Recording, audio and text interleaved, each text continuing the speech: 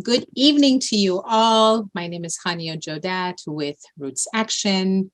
I am delighted to be here this evening with all of you with almost about 168. And again, that list is growing as we speak, attendees and our panelists who are just wonderful speakers and experts. Roots Action is hosting this webinar tonight to share thoughts and strategies on ending the US proxy war with Russia. And since Russia invaded Ukraine in February, the war has killed or made casualties of hundreds of thousands Ukrainians and Russians, uprooted 8 million Ukrainians from their homes, and hundreds and thousands of Russians fleeing the war, and worsened the climate crises with exponential increases in greenhouse gas emissions.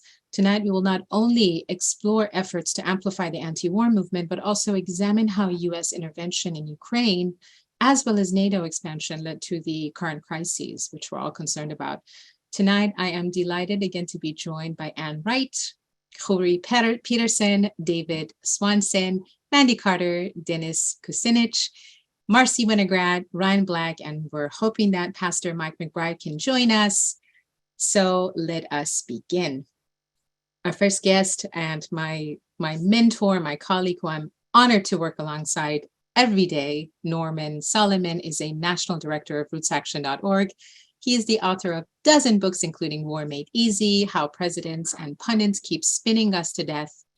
He was Bernie Sanders' delegate from California, where I actually had the honor of meeting him for the very first time, to the 2016 and 2020 Democratic National Conventions. He is also the founder and executive director of Institute for Public Accuracy. Norman, please take it away. Well, thanks, Hania, and thanks everybody for being part of this virtual gathering and participating in it. We know that in 2022, we are part of what Martin Luther King Jr. called the madness of militarism. It's with us, unfortunately, all the time. And this year, it seems to be especially virulent and especially difficult to directly challenge. And yet, directly challenging it is absolutely essential. Of course, we need to educate and understand and learn and express. But unless we organize, that is all, while necessary, insufficient. And so for Roots Action, as with many other groups, we're really seeing the imperative of organizing and organizing more and more effectively. And so I really want to underscore that as we take part in this virtual gathering tonight, it won't be successful unless those of us who are part of it then follow up and redouble and triple our efforts and so forth. To do the kind of grassroots, local, regional, national, and international organizing that's going to be necessary. Roots Action, very pleased to host this gathering. Roots Action is a multi-issue organization. We're an anti-war organization as part of that whole. We're not only anti-Russian war, we're not only anti-US war, we're anti-war.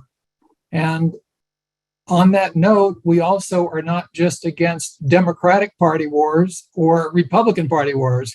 We're against bipartisan wars or transpartisan wars or whatever we might call it. So I'm really just glad to be part of this evening. And thanks again to everybody for being here. Thank you, and delighted to hear from you, Norman. I do want to jump into introducing our next guest, but I do want to advise our attendees to please post your questions in the Q&A section, and we will ask our panelists accordingly. My very first guest, someone who I absolutely adore, Mandy Carter, is a Southern African American lesbian activist engaged in social, racial, and LGBTQ justice organizing since 1967. Raised in 2 orphanages and 2 foster homes for her first 18 years, Ms. Carter attributes and influences of the Quaker-based American Friends Service Committee, the former Institute for the Study of Nonviolence, and the Pacific Space War Resistors League for her sustained multiracial, multi-issue, intersectional organizing. Her participation in the Dr. Martin Luther King Jr. inspired 1968 Poor People's Campaign, organized by the Southern Christian Leadership Conference, solidified her sustained commitment to nonviolence. She lived for 2 weeks in Resurrection City on the Mall in Washington, D.C. Ms. Carter was nominated for the Nobel Peace Prize as a part of 1,000 Women for the Nobel Peace Prize in 2005, which recognized, made visible, and celebrated the impressive and valuable yet often invisible peace work of thousands of women around the world. It's a delight to have you here. Mandy, please take the floor. Thank you. And by the way, I'm bringing you greetings from Durham, North Carolina. And I'm really excited and really happy to be a part of this really great conversation. In fact, I was just sitting here thinking behind me, there's like a poster. It's the 95th anniversary of the War Resisters League. WRL will be 100 years old in 2023. So when we think about the longevity, I would say as a lifelong pacifist, and you had mentioned it earlier, had it not been for the World War II resistors, people like Bayard Rustin, people like a lot of the CEOs, that was our kind of generation for the post-World War II baby boomers. And I'm trying to put some context to that. But also I remember when Dr. King on April 4th, 1967, gave that speech at Riverside Church, not only challenging the war in Vietnam, but challenging the idea of economic justice and equality, which was the basis of the Poor People's Campaign that exists to this day. But I have something I'm really curious about. You know, the War Resisters League would always put their offices near military institutions and whatever. So, Ann, when you have that part of the conversation, but we had WRL. We are literally 2 hours north of Fayetteville. So you have Fort Bragg Army, Camp Lejeune Marine, Seymour Johnson Marine, Fort Bragg Special Operations, and Cherry Point. But what's interesting, you also have a place called the Quaker House, quakerhouse.org. Quaker House started in 1972. They're located specifically in Fayetteville as a way to be a place that advocates peace, but a place to give counseling for those who are either in and or trying to figure out what do I do now that I'm in the military? I've signed the papers, whatever that might be. So I think the intentionality when everyone else gets the chance to talk tonight as well, where are these military bases? And why are people going in? There used to be a draft during Vietnam. And I think one of the unfortunate lessons they learned is that you can't basically try to force people in, but there's an economic conscription, if I can use that term. Economic, job, health, housing as you might go forward. But one of the questions I have, do we know, and I hope we get this information, do we know if any of the military bases based in North Carolina are any a part of what's happening in Ukraine? That would be one of the most practical ones I have, whether it's outright or whether it's, under the covers, whatever. But the other thing that I really was struck by, and the part that I'm more kind of like wanting to think about, how do each and every one of us as individual people, like I'm an organizer, I'm with WRL and the Quakers, whatever. But if someone's on this Zoom call tonight, they're asking, well, I don't know where I am, but how do I remove my personal individual participation?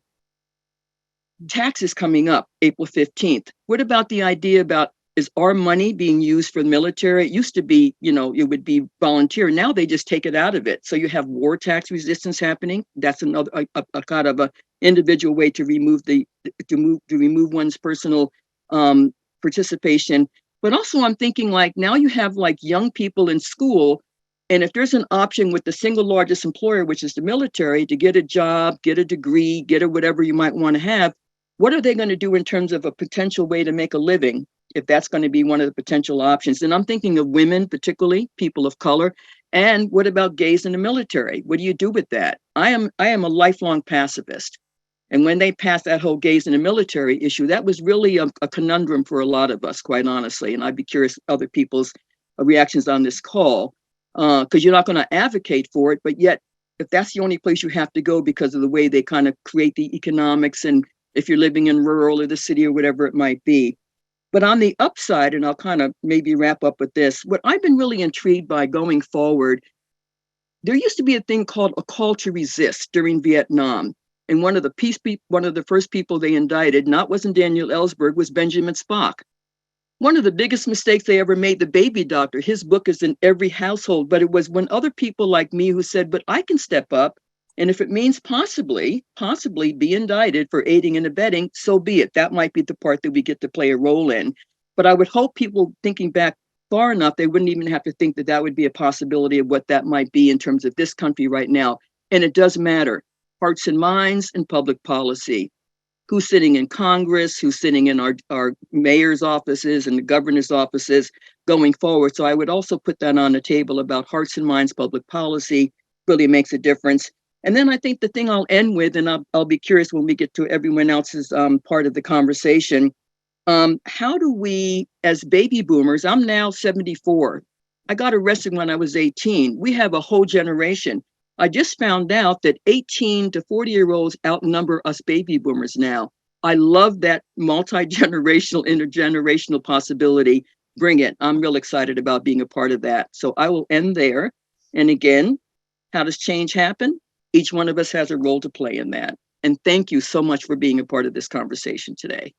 Well, thank you, Mandy. And most certainly, we do all have a part to play in this. And this is exactly why these calls are so critically important, is that we have a call to action at the end of each one of these calls, which Ryan Black, my colleague, will lead us into. But it brings me nothing but great pleasure to introduce our next guest, Dennis Kucinich, who was elected to Cleveland City Council in 1969 and then elected mayor in 1977, the youngest person elected mayor of a large city in the United States. Congratulations on that. In 1996, Dennis was elected to the U.S. House of Representatives for Ohio's 10th Congressional District, where he served for 16 years, during which he was the leading Congress member on issues of peace and ending war, including leading efforts to prevent and then to end the war on Iraq. Dennis campaigned for U.S. presidential in 2004 and 2008. Thank you for your services, and please take it away. Okay, can you hear me? Yes. Great. Well, thank you for emceeing this important forum, and to all those of you who are on this call who I've worked with throughout the years. Thank you for your unstinting efforts and your endless commitment to not just peace, but to a just world, which we don't have right now. You know, I'd just like to recap some of the work that we've done together over the years, because with the help of many on this call, I was able to organize and lead the effort in Congress against the war in Iraq. But even before that, challenging the rationale for the U.S. Participation with NATO in the bombing of Serbia and that war in the Balkans. Challenged the U.S. And its policies with respect to attempt to build up a military action against Iran. At one point, they were actually talking about dropping nuclear bunker busters on several facilities in Iran. And also calling the government to account for its conduct of a war against Libya. And then you go on to the games that were played where the U.S. was funding al-Qaeda in warring against Syria. And then there's the votes that I, with your help, forced in the House of Representatives on a number of key issues, including votes to attempt to end the war in Afghanistan. You know, after my first 6 months in Congress, where I really, got a feeling for the racket that was going on with respect to Pentagon spending and setting the stage for endless wars. From that point on until the time I left Congress in 2013, any opportunity I had to vote against a Pentagon budget of military spending, I voted against it. And I'm proud of that because I understand the game that was being played with the American people, the categorical lies that were told, the waste of life, the waste of trillions of dollars, the distortion of the purpose of our government, the distortion of our purpose of nationhood itself. And this has all been beyond immoral. And when we look at the recitation of events that has brought us into this proxy war with Russia, where the people of Ukraine are just pawns in a bloody chess game.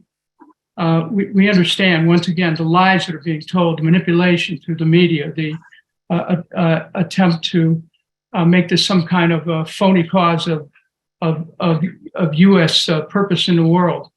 And, actually, for those of you who have looked at it, our national security strategy basically spells out not only that we're going to hold Russia in check, but the plan is to, once that's done, to pivot to China. And China knows this. And right now, what we have done is blundered into an almost a civilizational conflict where not only Russia and China, but you can look at all the BRICS nations, including Brazil and India and South Africa and now Saudi Arabia and other countries are starting to look at the U.S. policies and practices in this attempt to maintain an American imperium and are turning away. And they're turning away to form their own trading blocs, are turning away to form their own, the primacy of their own currency with respect to energy purchases, and are basically looking back towards the West with contempt. And this escapade that the U.S. started by overthrowing the government of Ukraine in 2014 will prove to be, I think, a pivotal point in world history, where the United States joins the historical roll call of nations involved in a march of folly, because we have overplayed the game of imperialism. We are no longer going to be able to establish any kind of hegemony in the world. That game's over. The allies that we have had in Europe are learning the cost of U.S. of loyalty to the U.S. Military initiatives, because it's Europe right now that is paying a cost in terms of higher energy, lack of access to energy, political instability, and they're doing it not only with respect to Russia, they're about to be forced in the same role with respect to China.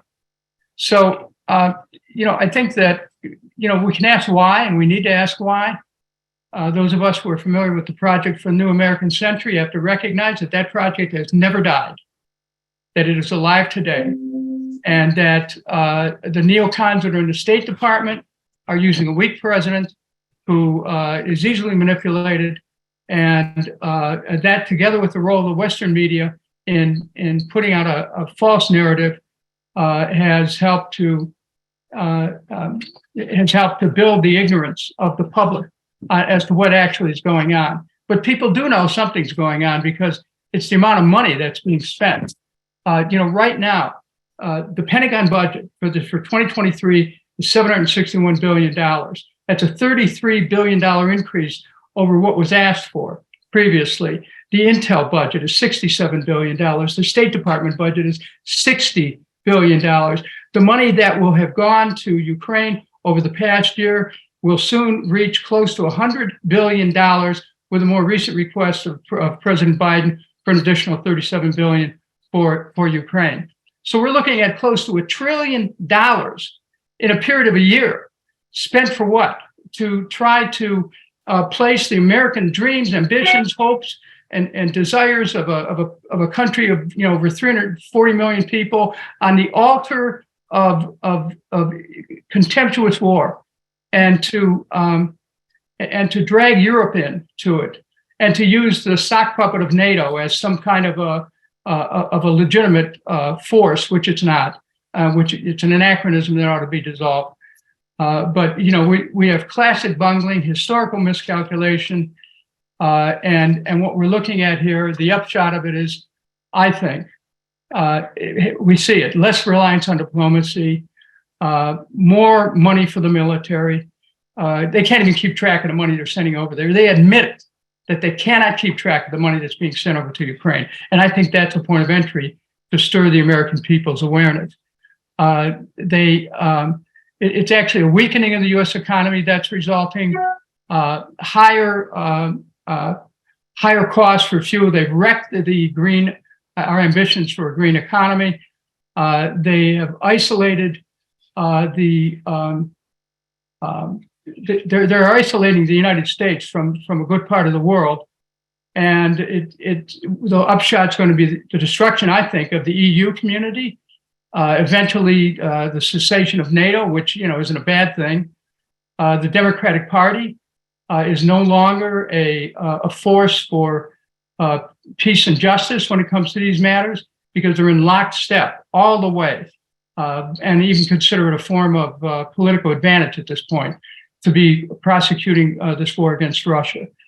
Nothing I say is meant to excuse anything that Russia's done. So, for those who may be interested in what my position is on that, we don't excuse Russia, but we do not.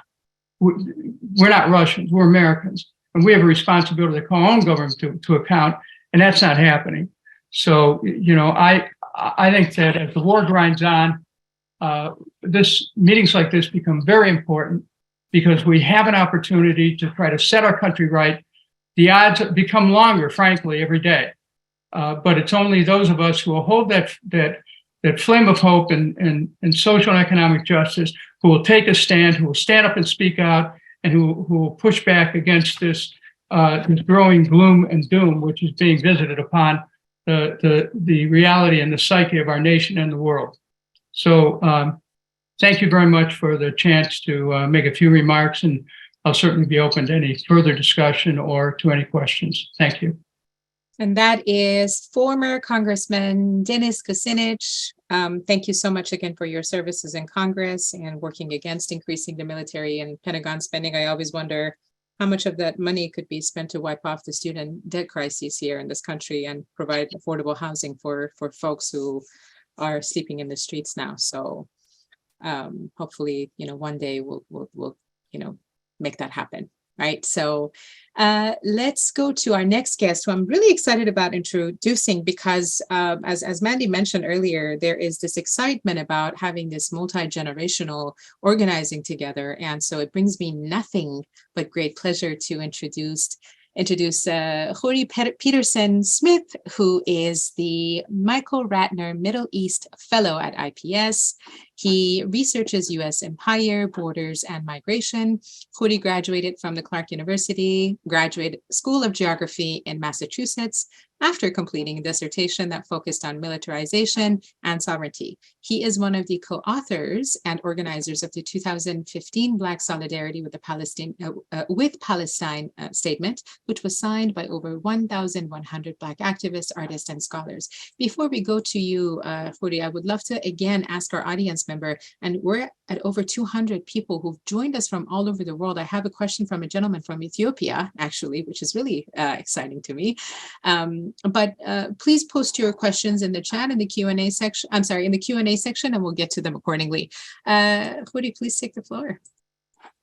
Thank you so much, Hania. And I'll begin by returning the gratitude to be in such an intergenerational conversation tonight, and feel extremely aware of the importance of intergenerational conversation and of our movement veterans who've been at this for a long time, and just grateful for all of your wisdom.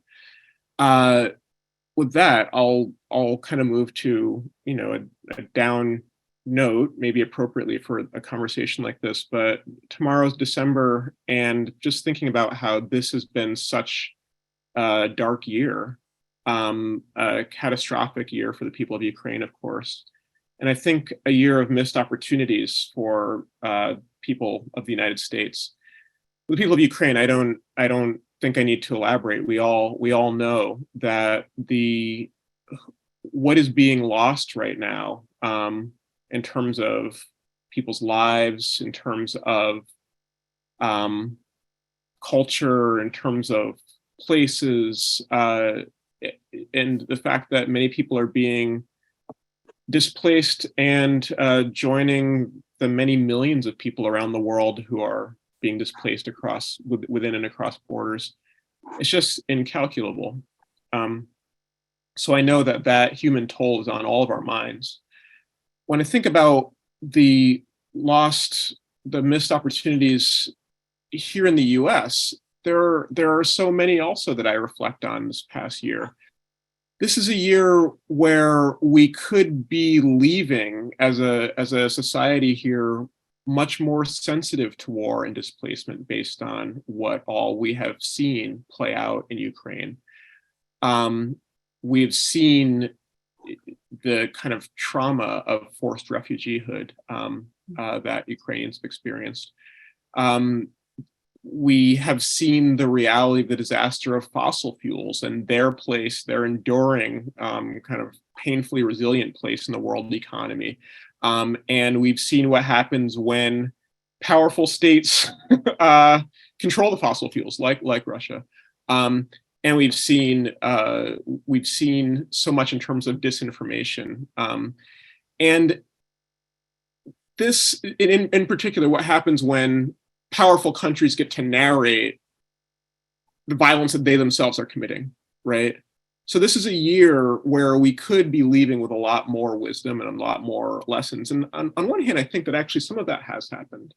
I am struck by how moved many millions of Americans who are not Ukrainian, who have no kind of personal ties to Ukraine, how moved many people are by the plight of folks in Ukraine. And as somebody who has been an activist, an anti-war activist, and an activist in solidarity with Palestinians and many others around the world, I've been told throughout my life that Americans will never care about people outside of this country.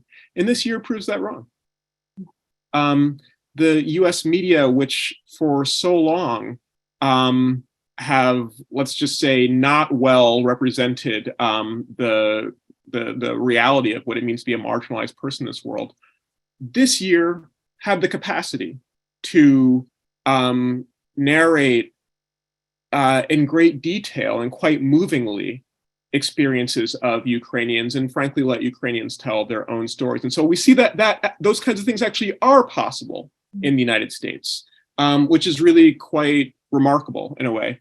We know that it's complicated by the fact that Ukrainians are being portrayed as Westerners, as white people, as people to be identified with, and so on. We have to acknowledge that. And yet there is an opportunity for those of us who do center the humanity of people who are marginalized around the world. We see that there's an opportunity not only to do that centering, but to connect with people, with Americans, and say it is possible to have a kind of solidarity and sympathy with people who are marginalized. So there's that potential, but when I look at the actual policies and the actual practices that have been done in this country, it's been disappointing to say the least.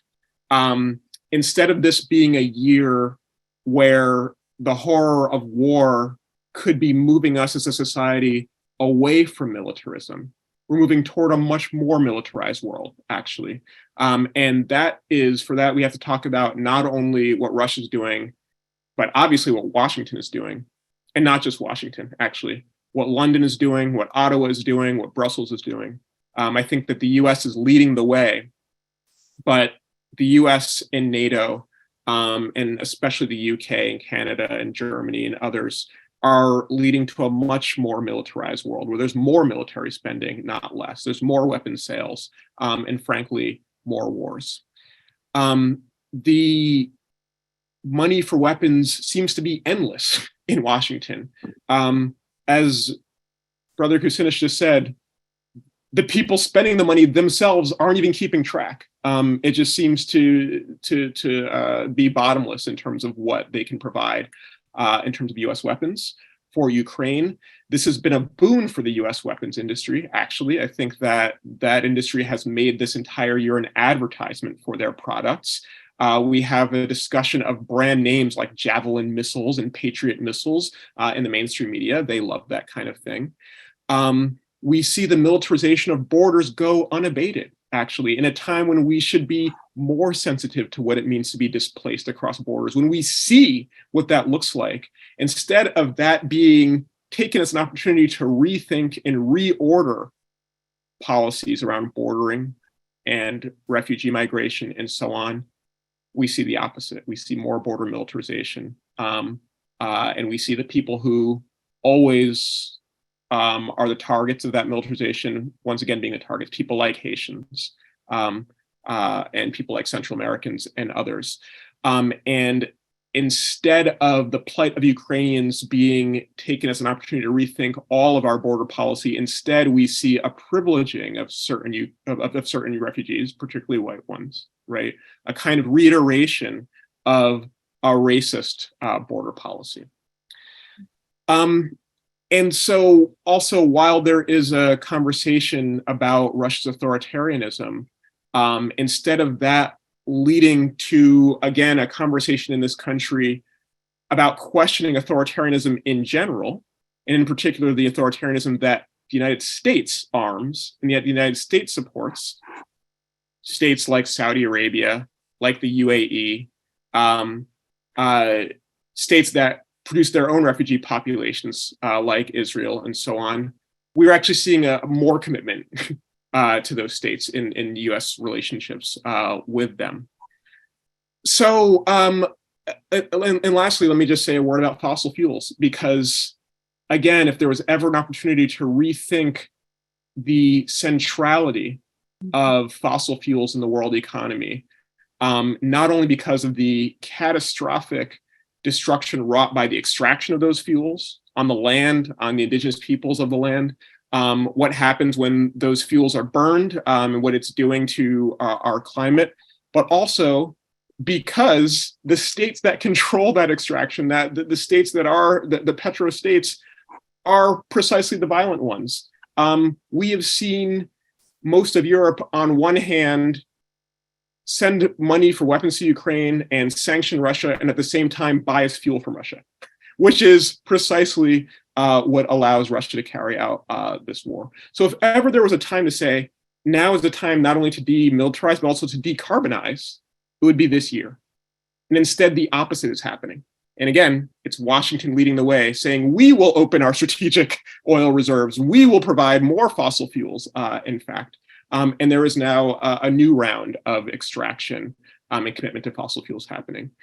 So this has really been a disaster, not only for Ukraine, but a disaster in terms of the missed opportunities, and not just missed opportunities, but policymakers taking the wrong opportunities toward more militarization, more borders, more carbonization, et cetera, et cetera, et cetera.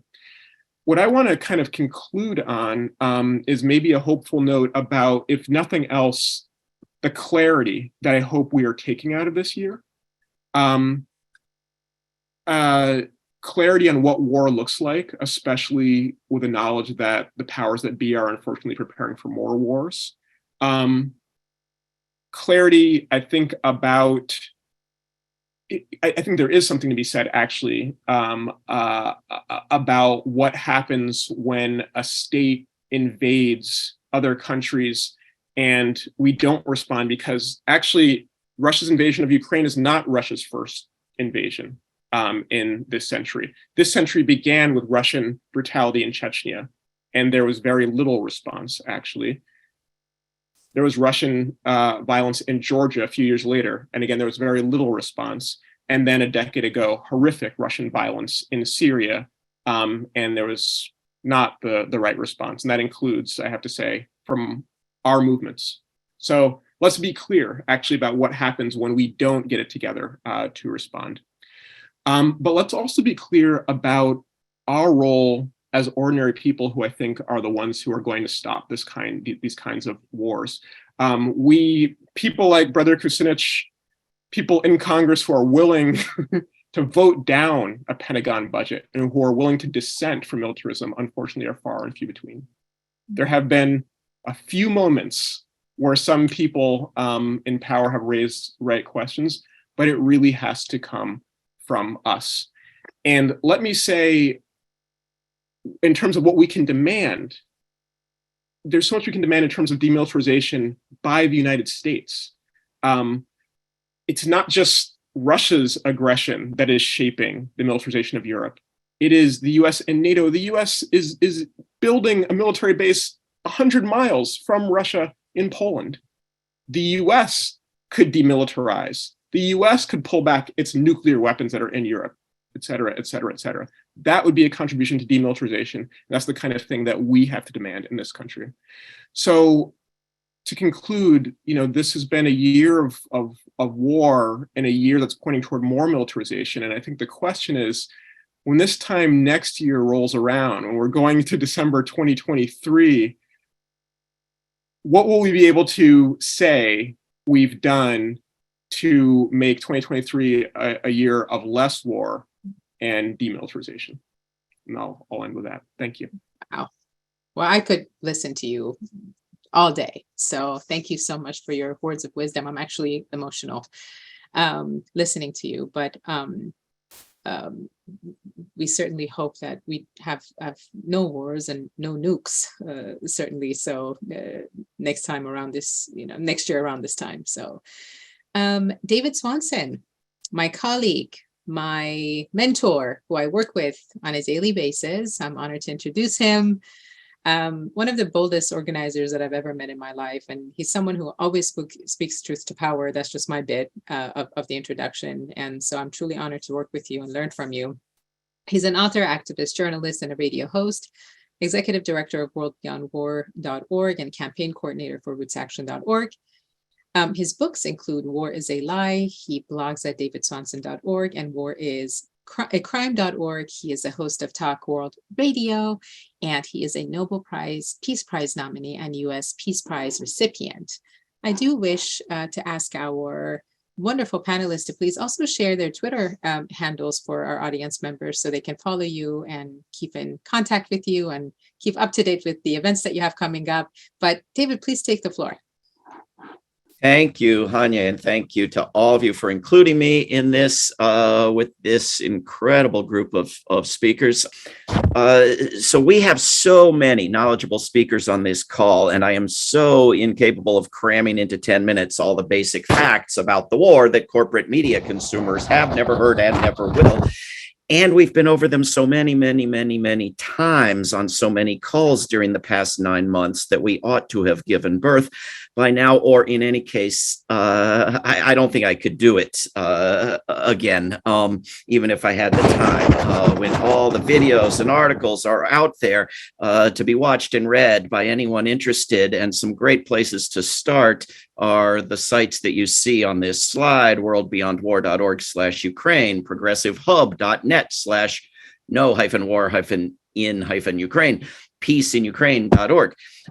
So instead, I'm going to offer just a few ideas of creative nonviolent actions. And there are many others, including some suggested already, including by Mandy Carter, taking this issue to states and bases that are sending so-called trainers to Europe, etc., including making college free and abolishing debt, which is having an impact on military recruitment. But one useful type of campaign, which may or may not cost any money, involves billboards. Most billboard companies and advertising companies that handle ads for public transit stations, for trains and buses, will allow ads selling things like fighter jets, even though most people who see them will never buy a fleet of fighter jets, and even though the ads celebrate war. But they will refuse to rent ad space to any message that is not selling a product or that is seeking to change public policy in any way other than driving public funds into particular weapons. So you can try to put up a billboard with a message against war and or in favor of peace, never have to spend a dime, and sometimes, often, get a good news story about the censorship. Other times you can get your ad accepted and then you have to pay for it. But there are people out there who will donate money for billboards and nothing else. So take them up on it. Get news stories about your successful ad campaign. Hold events, flyering, and signature gathering in front of your billboard. Generate letters to editors about the billboard. Hold a public debate about the idea in the billboard, etc. The Metro Center subway station in Washington, D.C. now has these ads that say "Peace on Earth, worldbeyondwar.org." And I thought they would refuse them and we would try for news of censorship. But they said yes, and we decided to go ahead. If you want to be part of related events in DC this next month or so, or to see more about billboard campaigns, or to let me know of your ideas for new ones, go to worldbeyondwar.org. Idea number 2, bases. One way to open up a conversation about the global disaster of NATO expansion is to oppose current NATO expansion at the level of particular families impacted. NATO is trying to create a giant military training ground on a mountain plateau in Montenegro, where the people have organized protests, elected governments promising to prevent it, put their lives on the line as human shields against it. And NATO is telling them that environmental destruction is good for the environment and that unwanted military expansion is good for peace and democracy. Support and talk about such resistance campaigns as a means of opening some minds to thinking about NATO. See worldbeyondwar.org/Sinievina. Idea number 3, debates. Polite public debates on controversial issues, especially debates that include positions not permitted in the corporate media, attract more interest than events promoting a single perspective. Reach people who don't already agree with you and simultaneously model for the public how to passionately disagree on something without becoming hostile or violent. There's hardly any peace event these days without people attending who support and oppose sending weapons to Ukraine. Find the best speaker for each position and announce a debate. If you promote it well and poll the audience at the start and at the end, the opposition to weapons will gain support if its advocate just provides basic facts that people have never heard. Who is profiting? What the money could do instead? That victory is not imminent, who favors and opposes negotiations, etc. Idea number 4, go to Ukraine. World Beyond War is organizing a group of unarmed, nonviolent defenders to travel to Ukraine and protect a nuclear power plant from attacks as a model of what unarmed resistance can do. If you're interested in learning more or taking part, go to worldbeyondwar.org/zap. If you'd like a list of dozens of times nonviolent action has been successfully used instead of war, go to worldbeyondwar.org/list. And you will find there the Czech actions of 1968, which someone has asked about in the Q&A, and which did, of course, outdo the significant nonviolent actions we've seen in Ukraine thus far. Idea number 5, go after the media. Last year, when Biden and Putin met and then spoke separately to the media afterwards, U.S. so-called journalists pushed both presidents for more hostility. You could practically smell their lust for blood and war and ratings. Without the corporate media, you could not have wars. A protest, when your numbers are small, looks larger in the lobby of a local media outlet than it does in a street. Demand that media outlets cover the nuclear risk, the U.S. government's resistance to ceasefire or negotiations, the trade-offs of dumping all that money into weapons, and the alternative of peace to endless cheerleading for war on the delusional eternal promise of imminent victory. Idea number 6, ceasefire. Create local events that are part of national and global days and weeks of events demanding a ceasefire or a holiday truce, negotiations, compromise, and no victory for anyone. Highlight the calls from leaders around the globe for such steps. Celebrate the tradition of Christmas truces, including in World War I, and educate on the wisdom of the need for compromise. If Russia gets what it wants, or if NATO gets what it wants through mass murder, that will bode ill for our prospects of avoiding mass murder and nuclear Armageddon. This is my answer to all of the questions in the Q&A of this event, suggesting that one side in some cases and the other side in other cases should win everything it wants. This will be a disaster either way.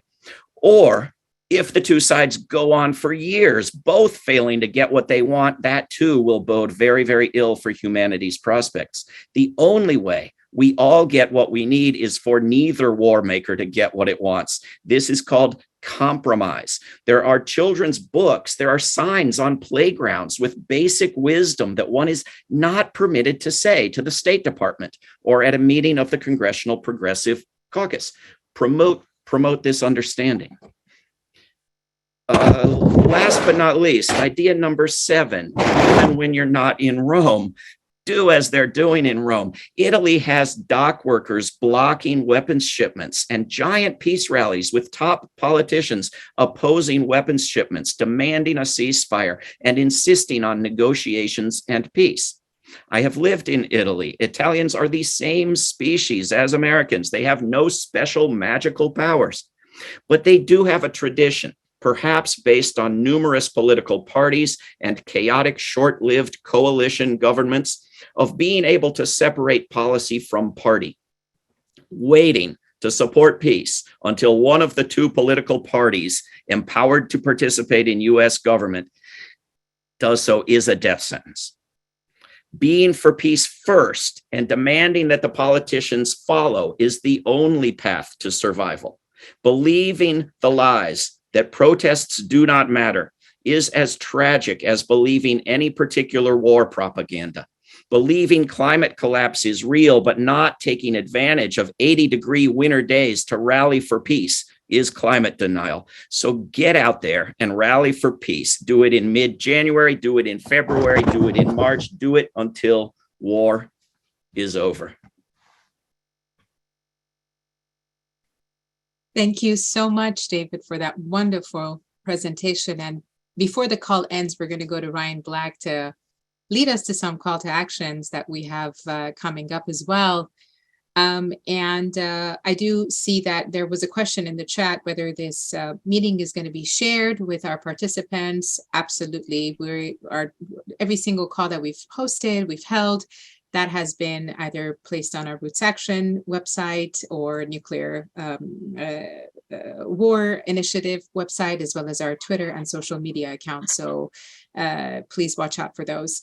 Marcy Winograd, a dear friend, a colleague, a mentor, and again, someone who has really, she works day and night, nonstop to make peace happen.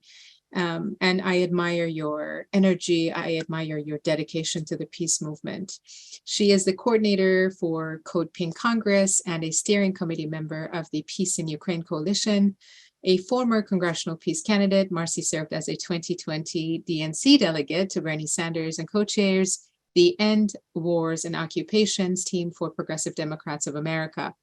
Marcy's activism began in high school when she marched against the Vietnam War and later joined the defense team of the Pentagon Papers whistleblower Daniel Ellsberg. A retired English and government teacher, Marcy blogs about militarism and foreign policy at Common Dreams, Counterpunch, LA Progressive, and other publications.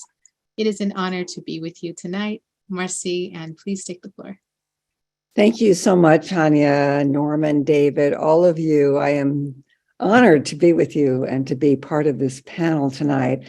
As Hania mentioned, I'm with Code Pink, and I'm also on the steering committee of the Peace in Ukraine Coalition. I wanted to echo David's call and others who have called for a ceasefire. And today I received my stickers that I ordered, as well as buttons. And I would ask that, at the very least, we wear a button and start the conversation as we go about our day. So I ordered them from unionbuttons.com, and they come right away.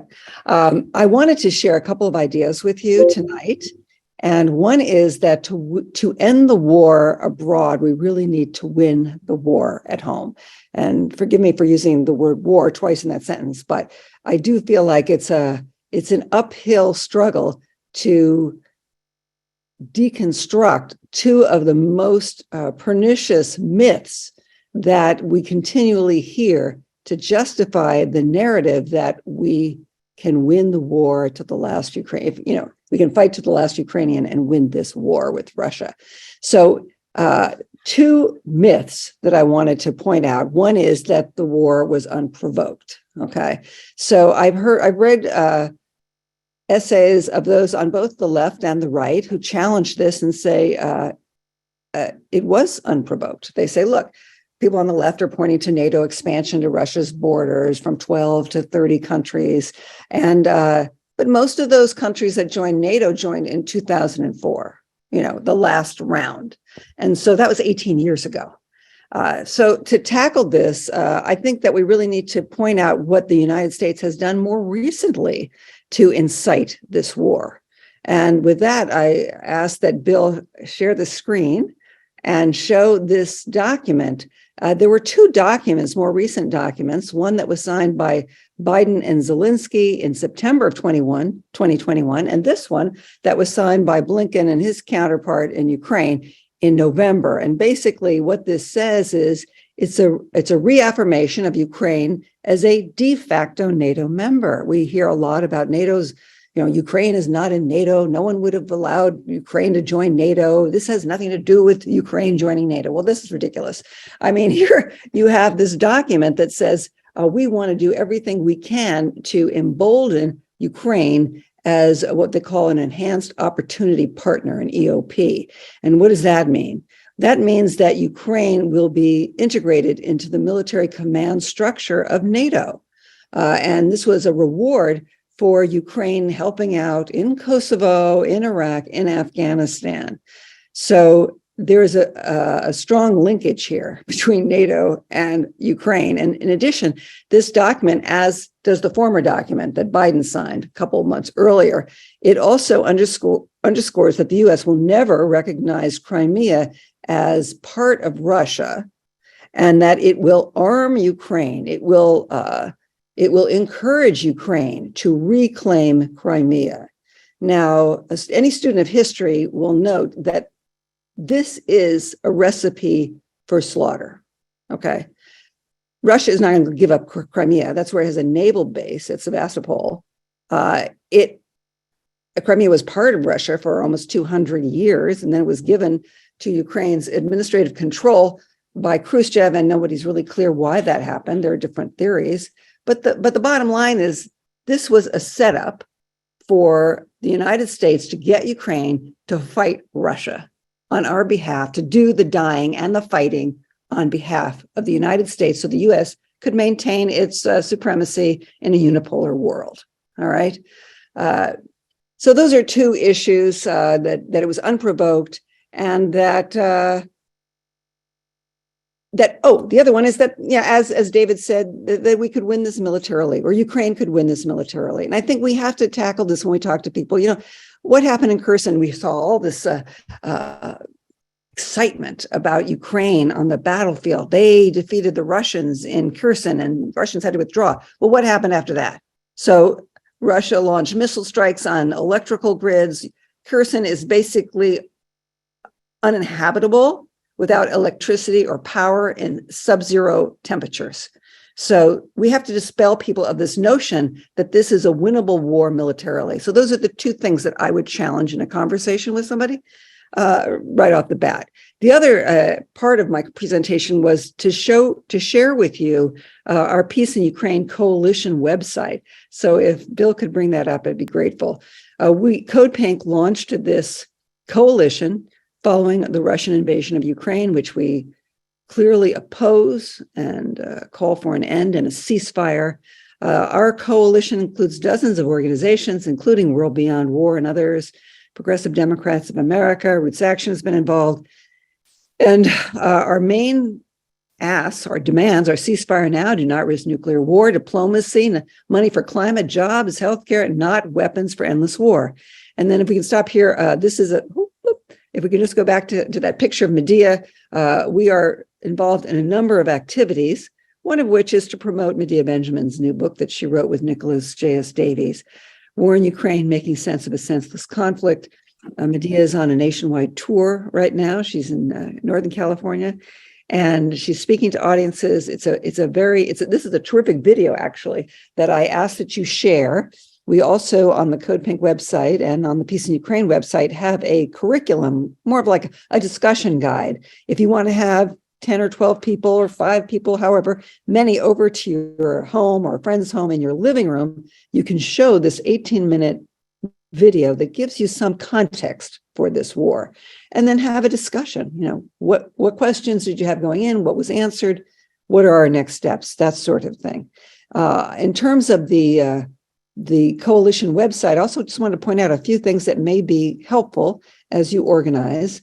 There are several things we can do on the grassroots level, as David mentioned, to stop the war in Ukraine, to raise public awareness about the drain on our resources and the world's resources. And that includes just local organizing. So if we could go to the resources page of this website, that would be helpful. Resources, and we click on resources. And here we see the book tour and then talking points, statements, petitions, and more. If you could click there, you'll see that we have lots of materials. I know it's a bit overwhelming to look at all of this, but please do check it out so that if you're tabling, or last Sunday, as I walked around a farmer's market with a clipboard, asked people to sign my petition to our congressperson, stop sending weapons to Ukraine for a protracted war that risks nuclear war. Stop. I give him my cell phone. Let's leave a message right now. Let's call him right now. We also have buttons and stickers, as I showed you, and posters, flyers. If we could click on the flyer menu button, that would be helpful. Okay, so this was an initial flyer we started, and you can download these, print them out, take them to wherever the public gathers in your hometown. And you don't need a lot of people to do this. You can even do it by yourself, preferably with others. And here we have, if you stop right there, we have a flyer linking the money that we're spending in Ukraine, the 20 billion at least, on weapons, and what that could buy at home, according to the National Priorities Project. And finally, on the website, I just wanted to point out, we have an Act Now section, final section, and we go down to the bottom, the very bottom, Code Pink Congress. Yeah, there we go. Click on that. And this is a Roots Action World Beyond War Code Pink message, a one-click message to our members of Congress. Please do share this. Let them know. This isn't to say we shouldn't be in front of their offices. We absolutely need to be, but this is the minimum that we can do. Our Peace in Ukraine Coalition has hosted a few weeks of action. This is a way of motivating people collectively to go out and take action. Send your delegations into your Congress member's office, be outside, be in front of a weapons manufacturer, but get the message out that there is no military solution to this war. And we have to stop funding it as we risk nuclear annihilation. UNAC, I think it's the United National Committee Against War, has a Stop the Wars week coming up that we're collaborating with them on. It's January 13th through the 27th. So we'll be posting that on this website. It will also be posted on the UNAC website. And we ask that all anti-war organizations focus on this time around the remembrance of Martin Luther King, whose legacy has been hijacked, but whose legacy is one of nonviolence, right? And opposition to militarism. So let us coalesce and get the message out January 13th through the 27th. Join the Peace in Ukraine Coalition and meet with us, work with us, organize. So thank you. Thank you, Marcy. My favorite co-host with Code Pink Congress on Tuesday evenings. We're here again together. And if you would please share that website with our attendees. We have over 200 people here, and we do ask that you please stick around because we do have some great Q&As that we're going to ask our questions that we're going to ask our panelists, and hopefully we have our call to action in just a few. But before we go to Ryan Black, I would love to introduce Ann Wright, who served for 29 years in the U.S. Army Reserve, and she retired as a colonel. She was also a U.S. diplomat for 16 years and served in many, many, many countries in U.S. embassies in Nicaragua, Grenada, Somalia, Uzbekistan, Afghanistan, and Mongolia, and many others. She resigned from the U.S. government in March 2003 in opposition to the U.S. war in Iraq. Since then, she has been challenging U.S. wars, U.S. assassin drone policies, and U.S. protection of the states of Israel's criminal actions against Palestinians and the U.S. military's contamination of drinking water at bases around the world. She is the co-author of Dissent: Voices of Conscience. And it's a delight to have you with us tonight, and please take it away. Well, thank you so much. It's a pleasure to be with everyone. And Lord of mercy, it's been years since I've seen Dennis Kucinich, and it's so good to see you here. And thanks for always, carrying the load for, let's stop wars, all of them. And you certainly pushed the Congress hard on so many issues. And we miss you in Washington, I'll tell you, in those halls of Congress. It was always nice to see a friendly face as we were getting thrown out of this office or that office. At least Dennis would kind of wave to us like, bye, see you again. Anyway, it's a pleasure to be with everyone today. And,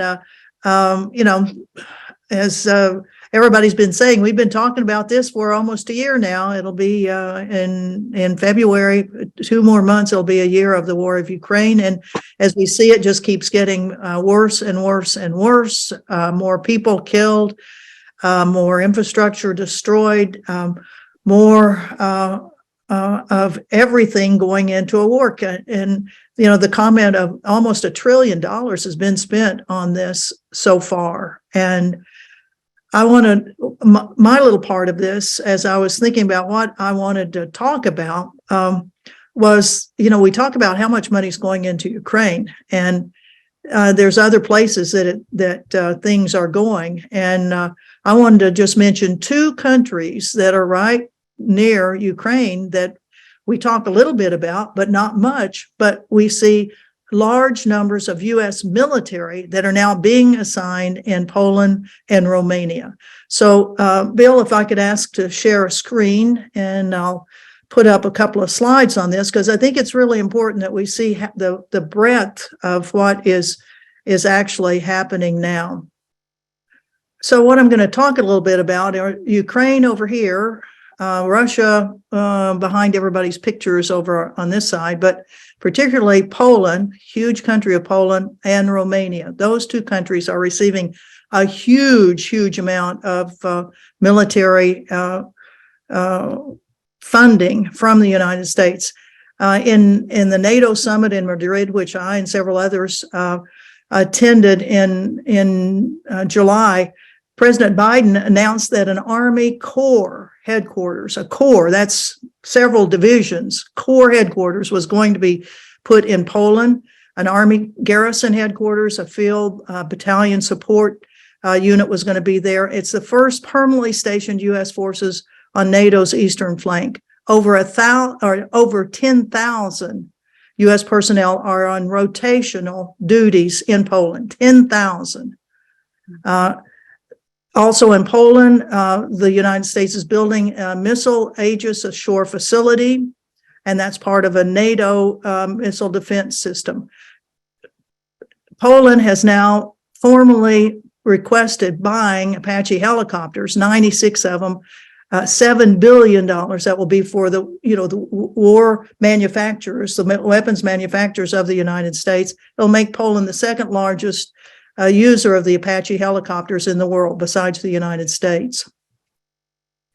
If you think of all of the things that are going on in Poland, NATO missions that are going on through Poland and Latvia, there are NATO missions that are going in the Baltic, Iceland, Slovakia, and all of this will be coordinated out of Poland.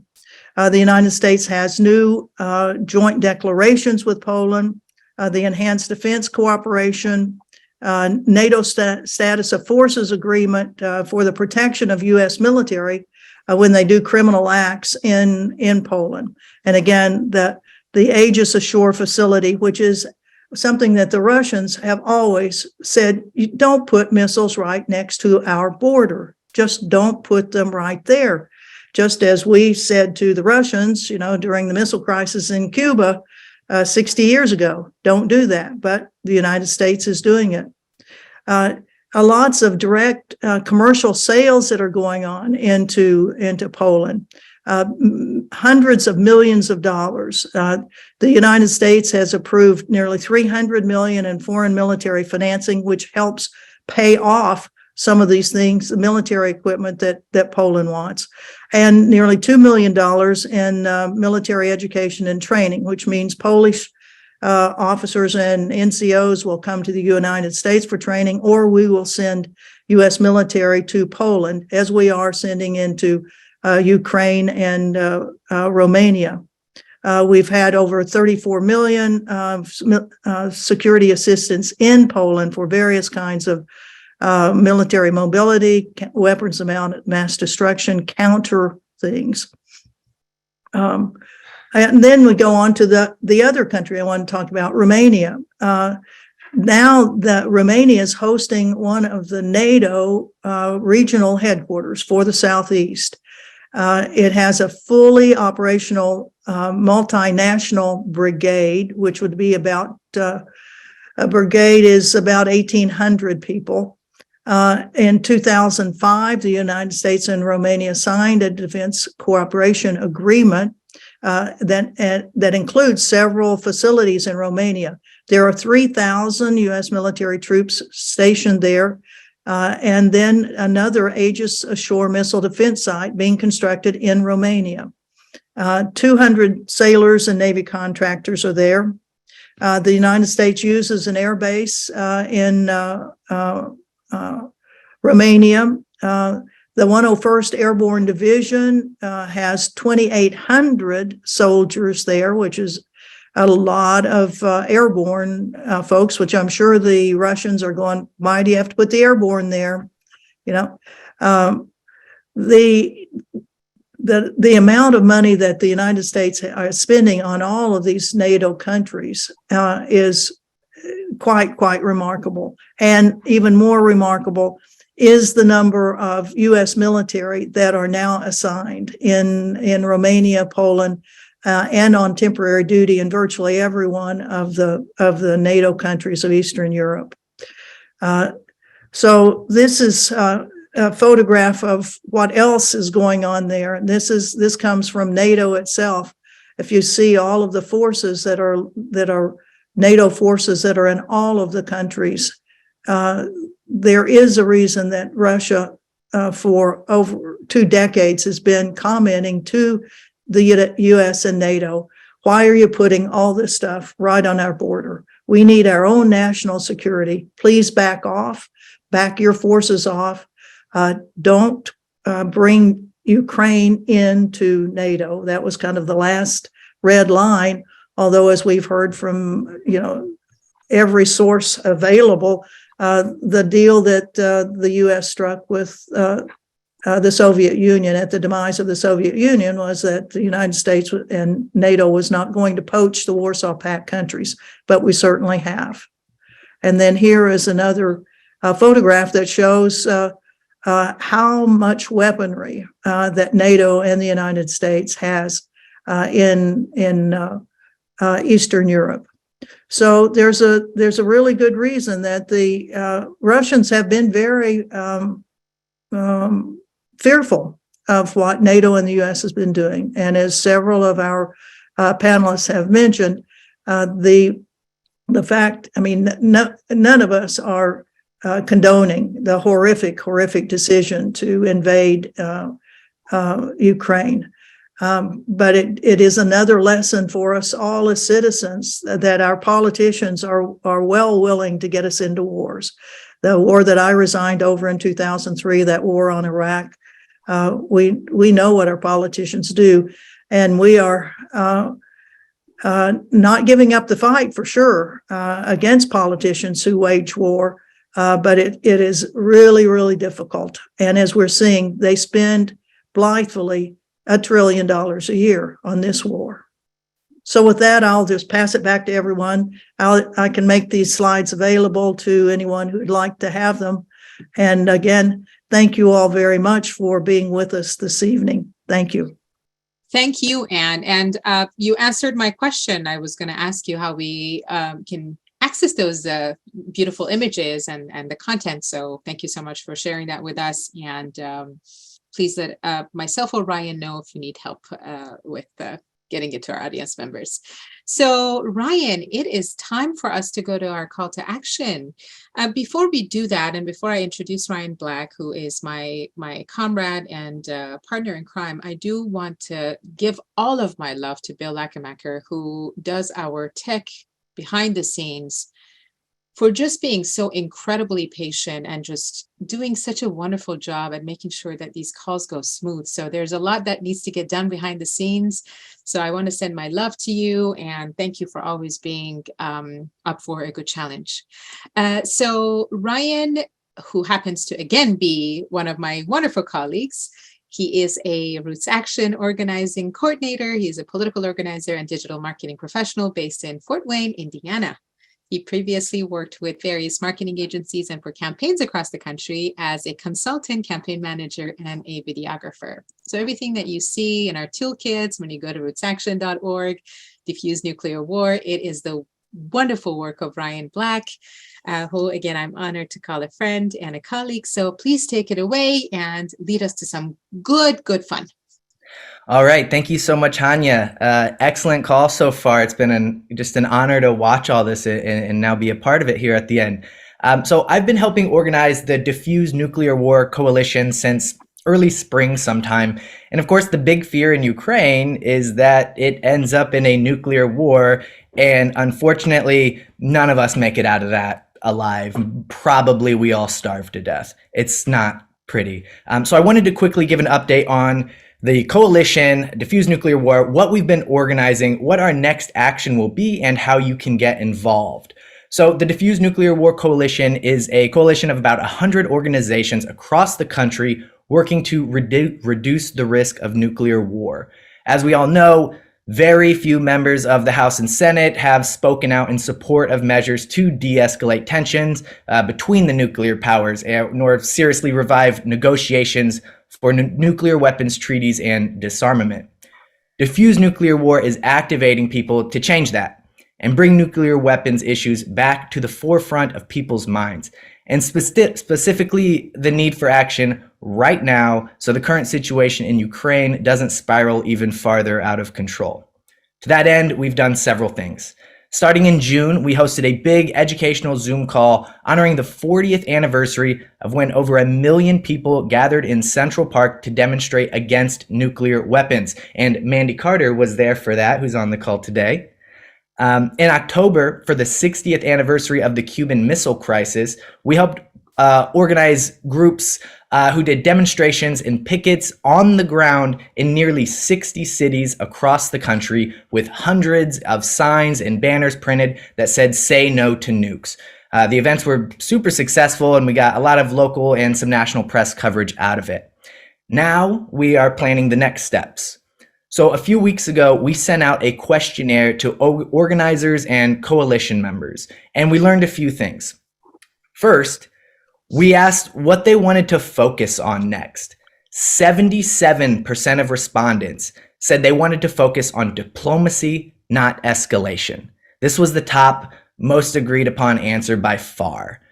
We also learned where we could improve as organizers, and what a lot of people wanted was more access to local media. They wanted just to be more prepared for that. So it's something we're really taking into account on these next steps. So what is the next action then for the Diffuse Nuclear War Coalition? The theme for nationwide activities beginning the week of December 19th is Diplomacy is the Path to Peace. Stop the killing, avert nuclear war. While there's all sorts of actions you might want to plan with that messaging along those lines, Diffuse Nuclear War will be promoting a nationwide action as one effort to reach the public and pressure key elected officials. We will be encouraging and assisting people around the country to send photos of loved ones and others whose futures are at stake due to the threat of nuclear war. And we're going to be sending those pictures to the White House as well as to our senators and our representative, the picture along with a message. I was going to pull up. For me, that picture will be something like this. This is my 1.5-year-old. As a 32-year-old, I'm a young organizer in this space. So I have a baby right now. And so when I think about nuclear war, what I have at stake is literally everything. So this is very important to us. What we plan on doing is providing digital tools to make it easy for you to send these photos and accompanying messages to President Biden and your Congress members. We also plan on, and I think this is like the coolest part, we're going to try to print these out and deliver them to the White House, whether it's by putting a stamp on each one and sending them, or if we can hand deliver them to someone at the White House. So ideally, thousands of photos of our loved ones saying, this is why we must diffuse nuclear war. And then lastly, we will provide boilerplate news release materials so that organizations around the country can really engage with their local media while we work at the top level. Because, that's what we have to do, is get more people involved, more people thinking about nuclear weapons, and make sure that our Congress members, our representatives, feel that from us. They have to know that this is something we care about and that we will vote based on this. And if we don't do that, they won't feel the heat. So this is how we're doing that. Very, very last thing. Sign up at diffusenuclearwar.org if you're not already. And if you want to organize with us, if you want to get closer, if you want to join the 100+ now organizations who are part of this coalition, send me an email or send Norman an email anytime, ryan@rootsaction.org, and we will get you in the loop right away. So be on the lookout. If you are one of our organizers or if your organization is involved, be on the lookout for an email sometime next week where we're going to really start pushing these next steps and letting you know what we got going on. Okay. So I think that's it for me, Hanya. Thank you all very much for your time, and thank you for doing what you're doing. Excellent report, Ryan. Again, delighted to have you on this call and to be in the same space and in community with you. And please give all of your love to our your baby, your 1-year-old. This again makes me very happy that we have different generations on this call who can uplift and guide each other throughout this space of organizing. We do have some wonderful questions that have been posted in the chat. So I'd like to give all of our panelists maybe 60 seconds to respond to some of the questions. Obviously, we're not going to get to all of them. There's about 67 comments and questions. So we'll get to just a few. But one of the questions that has come up is that the only reason that we are not in World War III is because NATO has been the buffer between Europe, Russia, and the US. Don't you think that promoting peace brings, by holding accountable those that started the war, isn't economic sanctions the best way to make aggressors control themselves? And if, not sure who wants to go first, but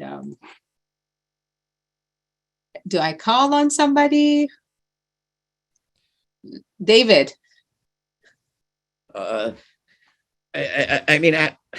said I wasn't going to say all the stuff that we've said thousands of times since February, but I'll say a bit of it, I guess. For decades, people who were paying any attention, top diplomats and academics and people like George Kennan and the current CIA director, people like then President Barack Obama, who said sending weapons to Ukraine would cause this, said that acting this way would cause this, right? That keeping NATO around, lying about not expanding it, then expanding it further, then putting nuclear capable missile bases in countries on the border of Russia, then threatening to add Ukraine and Georgia and so forth, would cause this. It's not that it was predictable. It was predicted by people in countries around the world, including this one. It wasn't a secret, right? And so we're supposed to believe that having all these countries in NATO kept Russia from attacking them in the absence of any evidence that Russia wanted to attack them.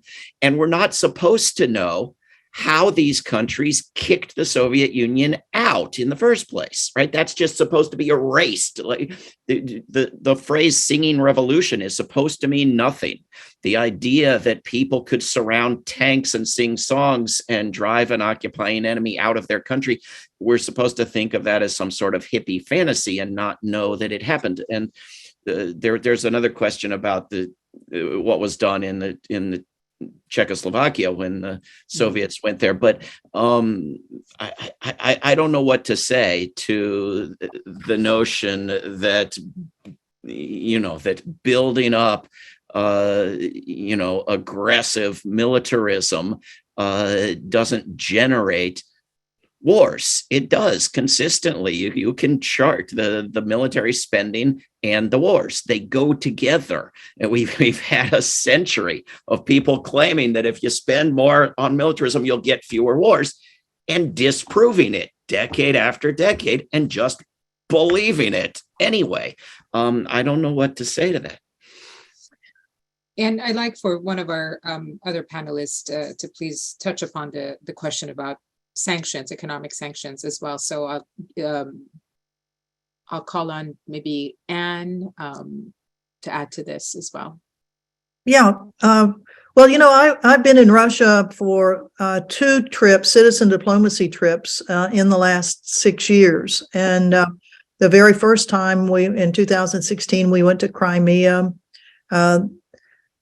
Each time we were briefed in Moscow. And, from the Russian perspective, the briefings that we got from all of the persons that were, I'm saying, associated with the Russian government and with Russian think tanks, all were saying the same message, essentially what Putin was saying, like, really be careful what you're doing. And the sanctions for the annexation of Crimea had already happened when we were there in 2016, as the annexation happened in 2014.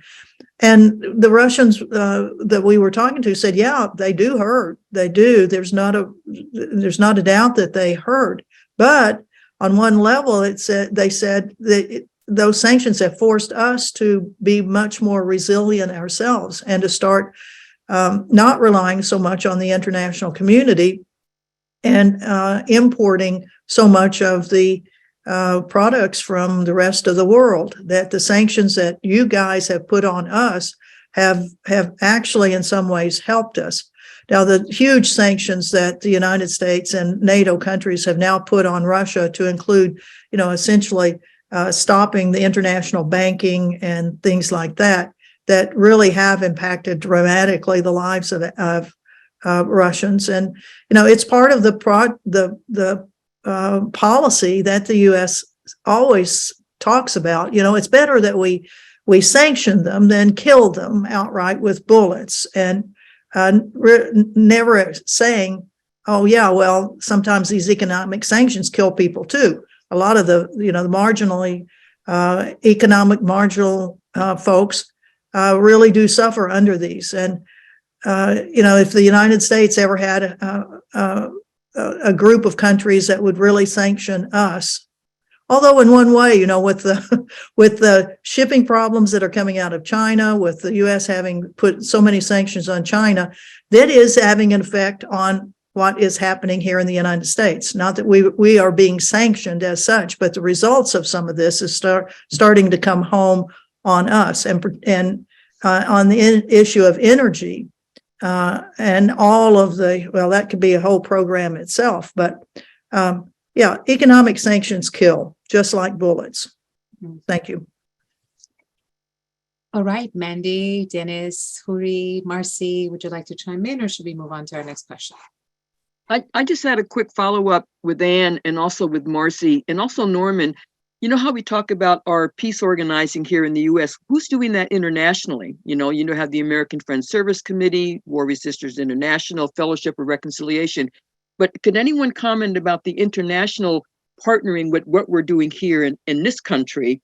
So Anne, could you address that, please? Any of those? That'd be great. Thank you for giving me a chance to ask that question. Well, there is a lot of international solidarity. There are organizations that we work with. No to NATO is one of the big ones that we work with that has membership all over Europe and actually all over the world, even, as NATO tries to go into the Pacific area. So that's one of them. The International Peace Bureau is another one that is very active. And I know David has been very active with both No to NATO and the International Peace Bureau. And we encourage all organizations to look at these types of international opportunities, because there's a lot that's going on in Europe, a lot of demonstrations and marches that are organized by the various groups that work with No to NATO and the International Peace Bureau, among other international organizations. Thank you.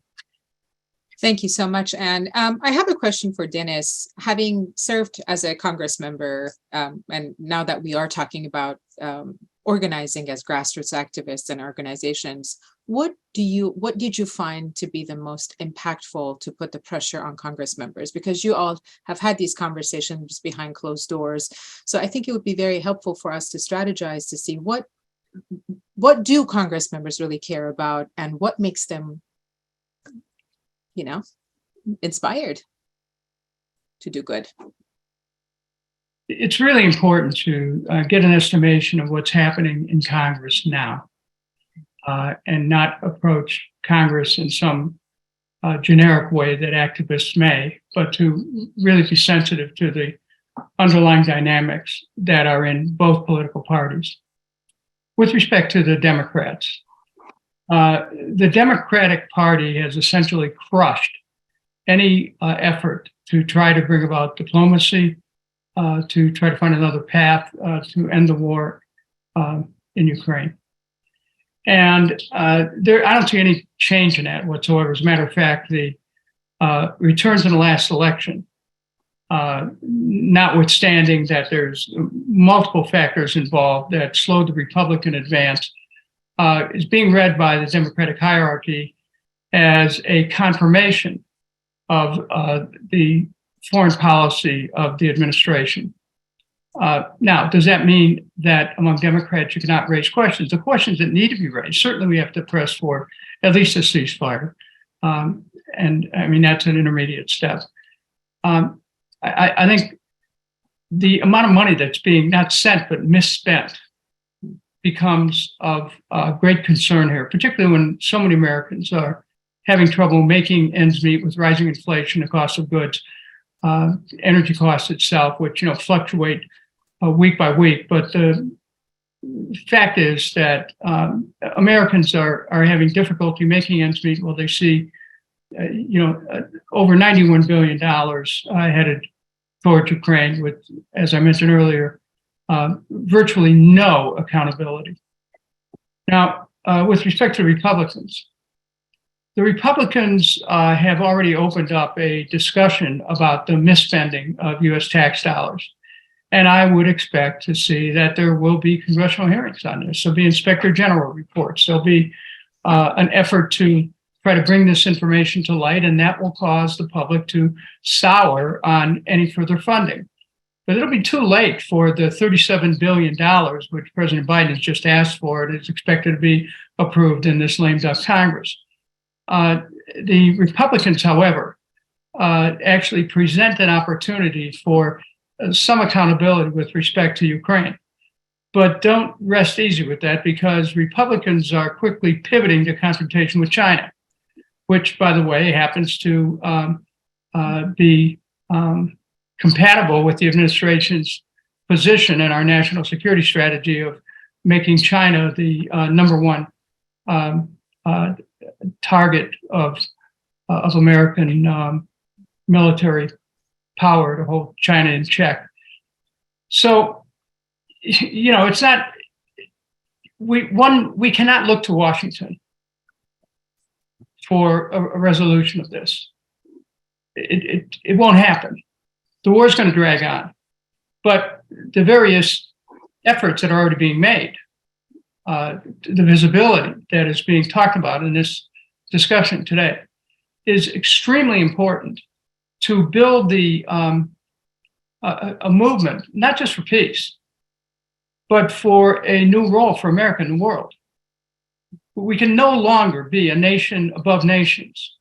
This imperialism is a hubristic tendency that is sure to bring about the downfall of our country. If not immediately, certainly in the long term. And so, the efforts that are being made at a grassroots level, as Ryan talked about in cities across the country, and as Marcy talked about, the effort, the concrete grassroots efforts are being made, and as others have participated in for years. That's where it's at right now. That's where it has to be. But, the political system is failing us in a major way with deception, with corruption, with alliance with media interests who just are looking for clickbait and they don't care about the body count. and with a attempt to socially reconstruct our reality. So we believe that worse is the better reason. This is really a challenging time to be an activist, to care about people, to want to see human unity, and to hold that light that we hope someday will light the nations of the world to come together as brothers and sisters. But we're a long way off from that. Absent our efforts, nothing will change. With our efforts, we have the chance that we could bring about something new. Thank you, Dennis. And Pastor Michael McBride has actually joined us. Pastor, we're delighted to have you. I have a follow-up question for our panelists, but I do want to go to Pastor, now that we were speaking about unity and movement building together. What a great time for you to enter the room, Pastor McBride. So I do want to give a quick introduction. And we'll go to you for a 5-minute speech, and we'll go back to our questions and wrap up the call. But Pastor Michael McBride, who's also known as Pastor Mike, is a native of San Francisco and has been active in ministry for over 20 years. His commitment to holistic ministry can be seen through his leadership roles in both the church community organizing, a graduate from Duke University's Divinity School with a Master's of Divinity with the emphasis in ethics and public policy. Pastor McBride founded the Way Christian Center in West Berkeley, where he presently serves as the lead pastor. Pastor, please take it away and bless us tonight. Well, I'm so honored to join everyone. I am so sorry to be the late Black preacher to the group. I had my whole schedule. I'm in California, and so somehow East Coast, Central Time, Pacific Time got messed up, and but nevertheless, I'm certainly honored to lend my voice to this conversation. I come from a Black Pentecostal holiness tradition. I'm a 4th generation holiness Pentecostal. We do speak in tongues. We swing from the chandeliers. We roll on the floor, and on a good Sunday, we levitate. Somebody say amen, right? But within our Pentecostal tradition, some of the earliest expressions of Pentecostal leadership had a deep commitment to pacifism, a deep commitment to the scripture literally says that we ought to follow peace with all humans, and above which holiness, without which no one can see God, see the Lord. And so in many of our earliest denominational traditions, the Church of God in Christ, the Pentecostal Assemblies of the World, there were pacifist clauses within the earliest charters of our denomination, so much so that some of our earliest pioneers, both men and women, were investigated by the American government during World War I because they were thought to have been conspiring with the enemies of the U.S. government or of these forces because our folks were not serving in the military. And so I just raise it as a context because sometimes that history is lost. Particularly when we talk about the practice of American Christianity, whereby, as James Cone says, we are often a chaplain to the empire. We are used, our Christian faith is too often used to make sense of killing, to provide a moral, theological cover for imperialism. And I just want to say that not every preacher of the gospel of Jesus Christ is an imperialist, is a warmonger. I want to say that there are those who do believe in the ways of Jesus and also believe that we cannot be party to endless wars, to the ravaging of lands and of people groups and of nations that do not share our global economic and or ideological commitments. Now, having said that, I think we must also acknowledge that there is evil in the world, not evil that is personified in a person, but there are forces in the world that at times, compel us to have to use some of our methods in a form of self-defense. And so I think it's really important for us to always remind ourselves that, the conversation around force and violence, in my mind, has to always be, grounded in a conversation around self-defense or the preservation of life, not endless wars, not this idea that we can do preemptive, protracted, or even discriminatory kinds of military actions. And having said all that, I think, the work that I and we have been doing with our beloved, my beloved Quincy Institute, I'm on the board of the Quincy Institute for now over a year, and I'm so appreciative of being able to be a part of such a rich community of bipartisan individuals from multiple administrations who may not share the same political vision for domestic policy, but share a global commitment to demilitarizing and shrinking the footprint of the kinds of foreign and international wars that are being waged in our name and with our tax dollars. I do believe that we have an opportunity, and we must, as the faith community, accelerate our involvement, amplify our voice for a diplomatic response to the ways in which conflicts are happening across the world, but particularly with Ukraine. I think I am concerned about the billions and billions of dollars that are continuing to be spent by this administration and the Congress. They have spent more in 2022 than has been used to fight climate change or climate action. There are domestic issues that require all kinds of investments that we think must be attended to, not in an isolationist kind of perspective, but we must, I think, continue to ask ourselves, is this the best use of our resources, our influence, and certainly our military power? And so I think there is a great opportunity for us to continue to speak in a way that holds the seriousness of what is happening domestically and internationally, but also compel this administration and many others who are, involved in this protracted struggle in Ukraine with Russia, obviously involved, that we must wind down. We must call for another way forward, and we must do so not just because of an economic impact, but we must do so because of a human impact. Every life that is taken in our name, it erases the soul of our country. It causes all of us to lose a sense of our humanity.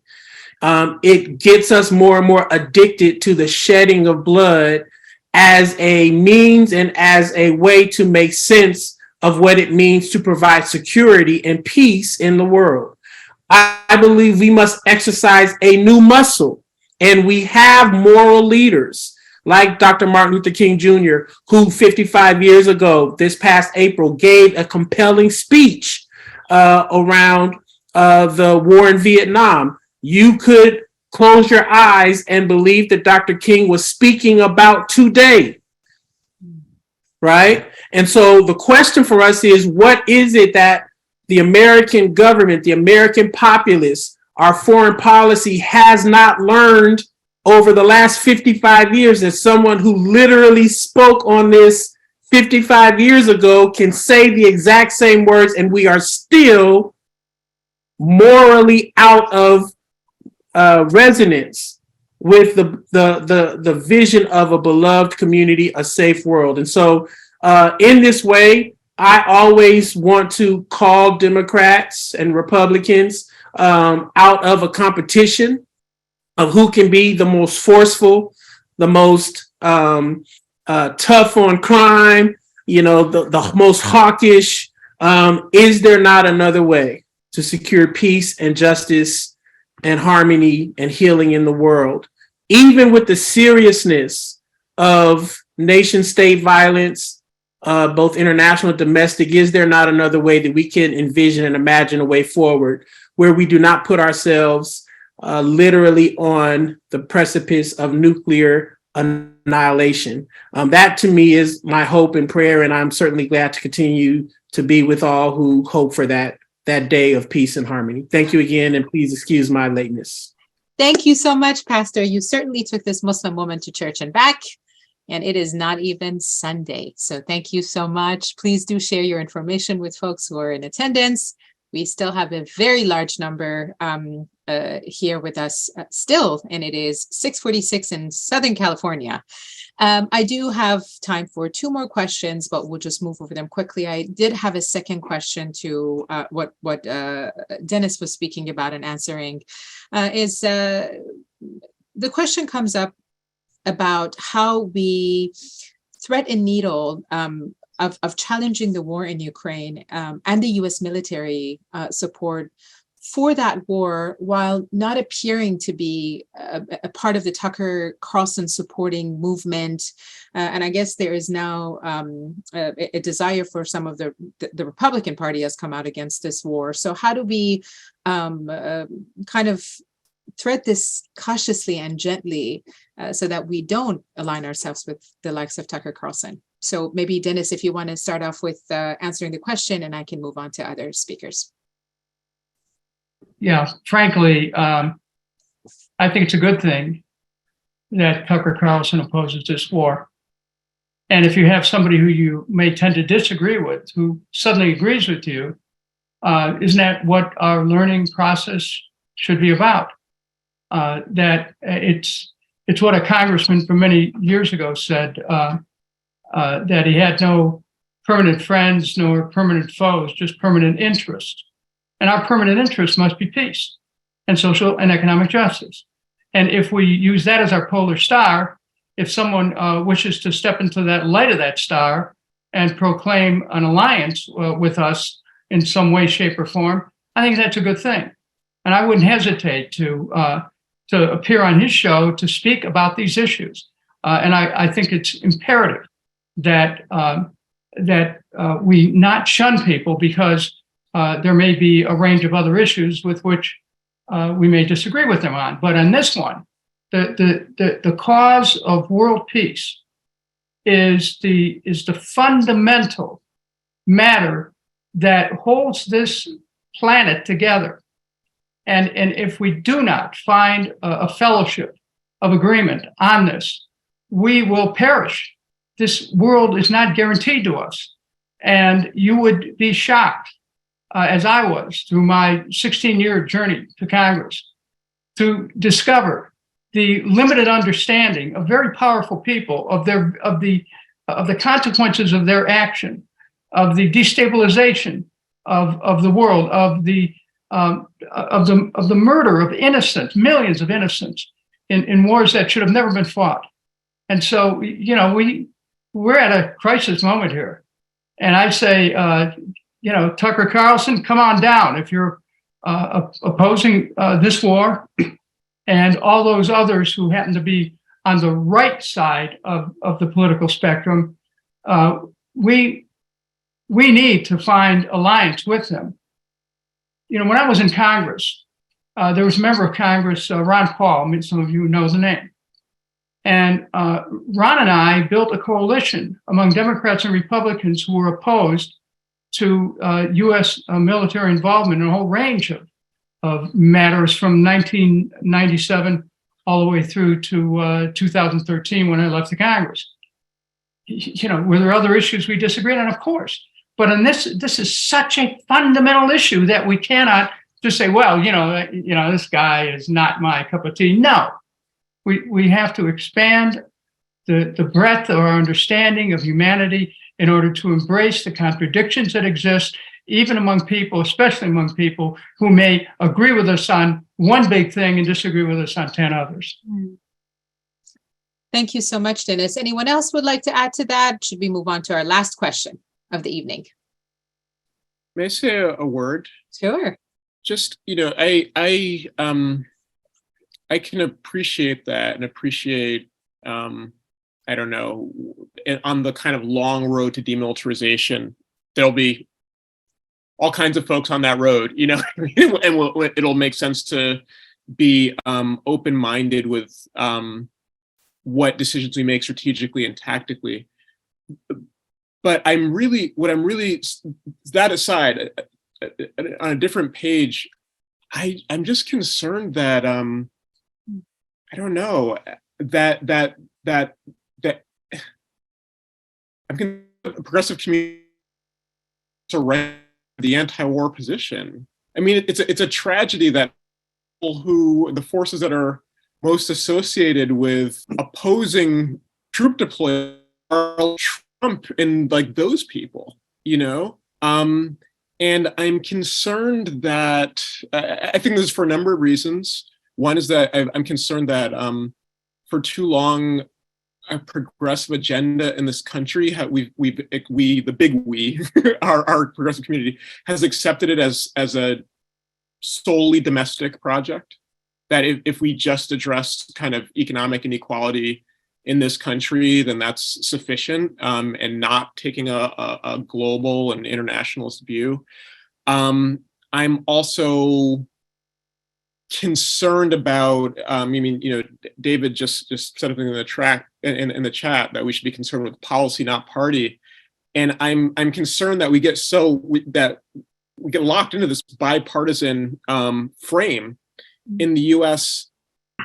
And what does that mean when, as Brother Kucinich said, it's actually been the Democrats who have been, they've been the ones who've been shoring up this whole operation. It's the Republicans who are asking questions about it. And that was true when Trump was in office, and there was a conversation about, you know, pulling troops out of Syria. It was the Democrats who were like, no, we want to keep troops in Syria forever, you know.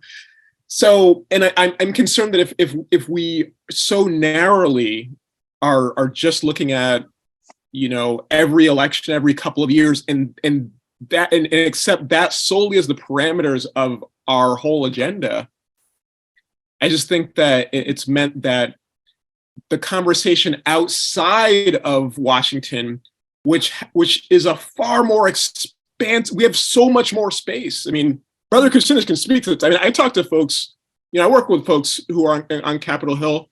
They don't have the space that we have to have these conversations.